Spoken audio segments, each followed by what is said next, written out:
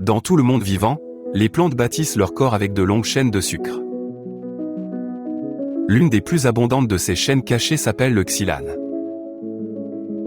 Il se cache dans les herbes, les céréales, les bois feuillus, les roseaux et les résidus agricoles. Le xylane n'agit pas seul, il renforce les parois autour des fibres de cellulose. Ensemble, ces fibres font plier les tiges, tenir les troncs et résister les enveloppes. Pour nous, cette solidité a toujours été à la fois un cadeau et un obstacle. Un champ de paille de blé peut contenir nourriture, papier, énergie, litière et sol. Pourtant, une grande part de son utilité reste enfermée dans des parois végétales emmêlées. La serrure n'est pas de métal, c'est une architecture à l'échelle moléculaire. Le xylane s'enroule comme une liane ramifiée autour de câbles de cellulose plus résistants. L'eau seule ne peut pas défaire vite, entièrement ni proprement cet abri tissé.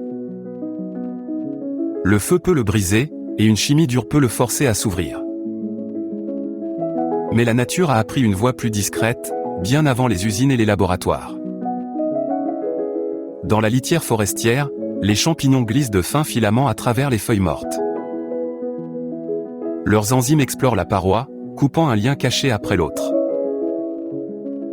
Dans l'intestin des termites, des partenaires microscopiques transforment le bois sec en nourriture quotidienne. Dans le ventre des ruminants, des microbes déverrouillent les herbes par une digestion lente et patiente. Même les bactéries des tas de compost participent à ce vieux travail de recyclage.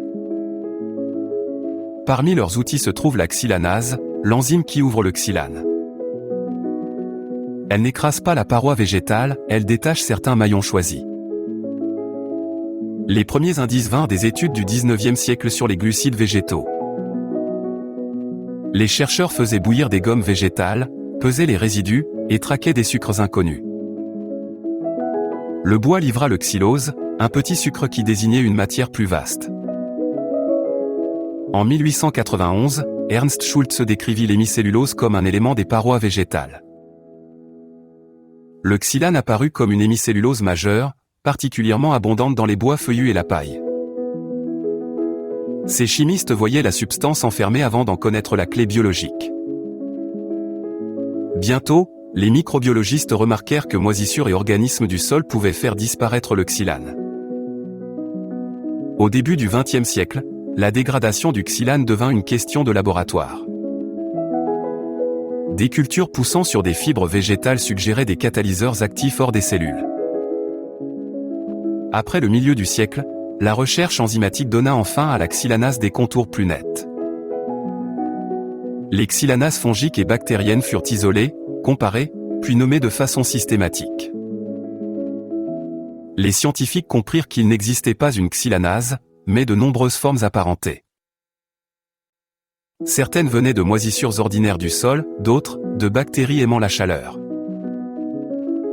Chacune reflétait le milieu où son microbe avait évolué et survécu.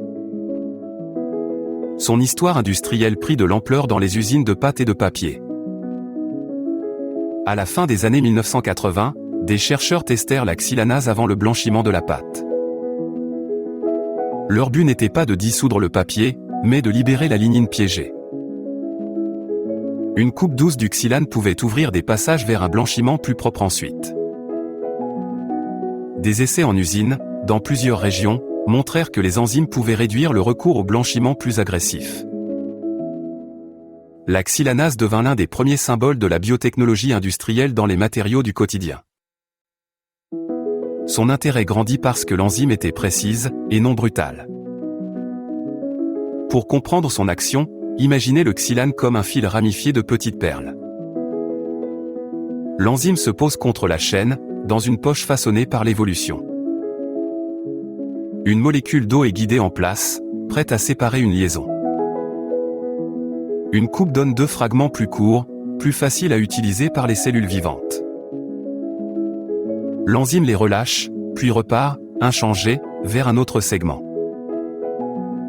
Les branches latérales du xylane compliquent le chemin, comme des nœuds sur une ficelle. La nature associe donc souvent la xylanase à des enzymes auxiliaires voisines.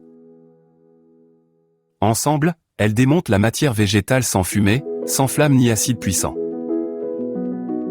Cette chimie silencieuse apparaît aujourd'hui dans beaucoup de lieux familiers, souvent sans que nous la remarquions.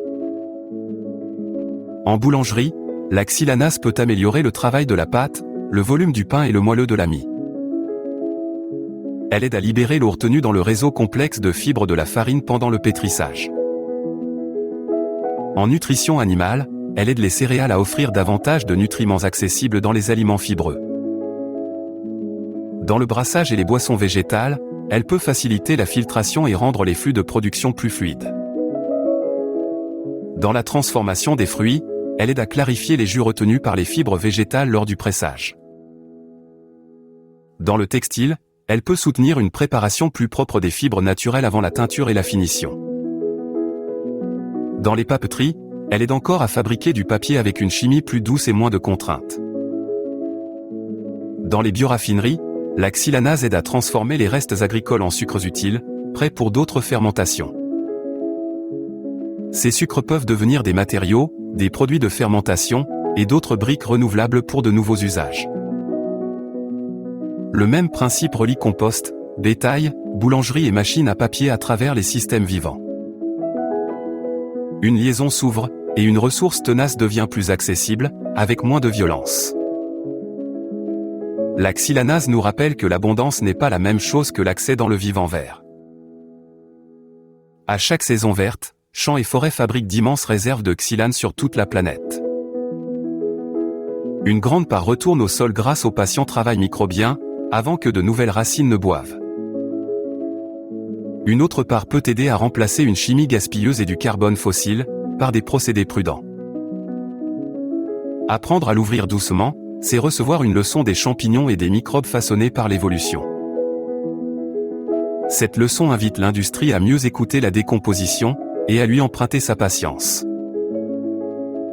Dans la décomposition, la nature montre le renouvellement plutôt qu'une simple fin après chaque feuille tombée. La xylanase porte ce message de la litière forestière vers des usines qui serviront peut-être demain.